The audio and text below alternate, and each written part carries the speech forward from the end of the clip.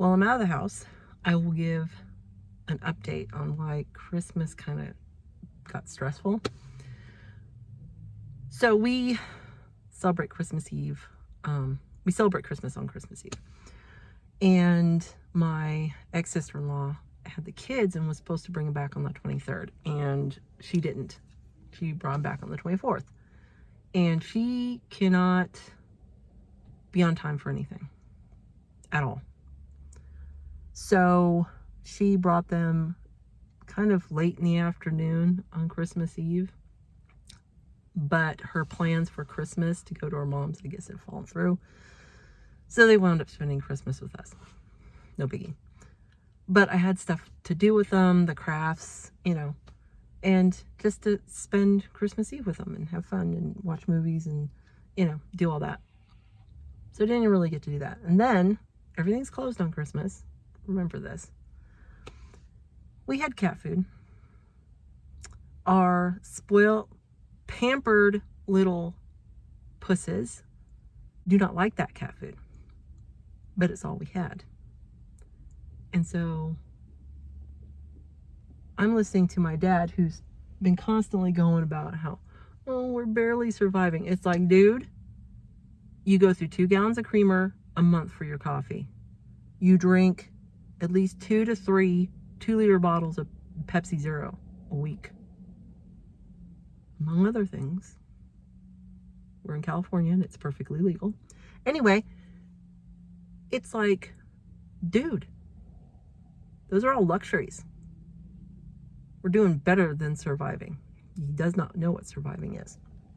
So I'm like, so he's just whiny, moany, and I think it's just part of being old.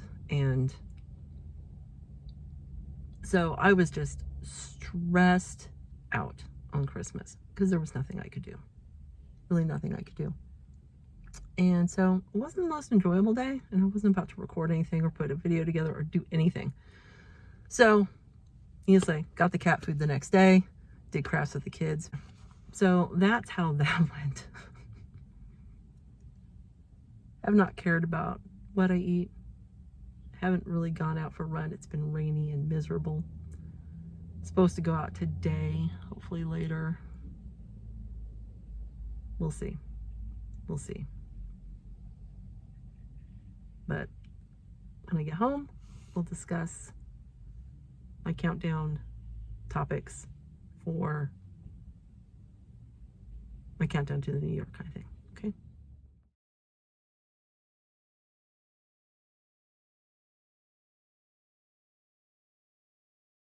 Okay, so real quick to start my little countdown. So what's the little my countdown or whatever it is?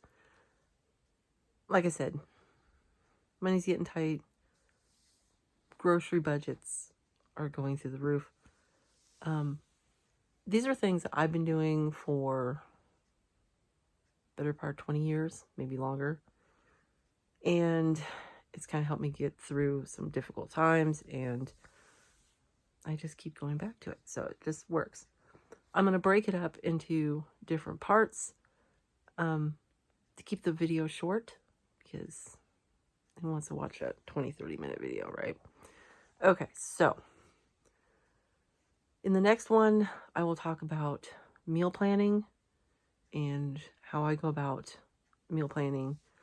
But for this one, this is just kind of like maybe a little homework to get started. Some of you probably have already do this. Some of you may not have really thought about it. I don't know. With all of these videos, if you think it'll work for you, give it a try. If it doesn't, that's okay. You know, keep trying other stuff until you get it dialed in. So, I think the first order of business, and this is really important, is know your prices. So, how are you going to do that? I typically go to 2 grocery stores when I do the bulk of the grocery shopping. Doesn't mean I don't go to other stores. Like today I went to Safeway. I don't normally shop at Safeway. But it had some things that I needed. I didn't want to waste gas going across town to the other store. And that's what I did. Typically the prices are similar, so I don't worry about it. They do have Splenda. I do get the packets. Don't come for me, or I'll have to rant. Just for your information, if you don't know, my dad's a type 2 diabetic. Anyway, they have a store brand. Raley's doesn't. That's my main store. And I don't want to spend $6.59 for a box of Splenda when I can spend $4.99. See what I'm saying? So, because I was over there, I picked it up. So I shop at 2 stores, and one is our bargain market. It's a grocery outlet, and I typically know what they'll have. Sometimes they don't have something. Sometimes they have something that I do need. It's on my list, and I don't have to get it at the big grocery store. So I do like that. But I know the prices. And it's important to know the prices. And if you don't know the prices at your store because you just buy, which, trust me, a lot of people do, pay attention. Pay attention to what the prices are. Pay attention to what the prices are of cheeses, meats, milks. I've noticed at Raley's, milk went up 30 cents for a half gallon. Yeah, I did notice that. I do notice these things. I've been watching prices go up at the grocery stores because I budget it. I budget a certain amount, and when I look and I go, wait, that's not what I budgeted, it's because the price changed.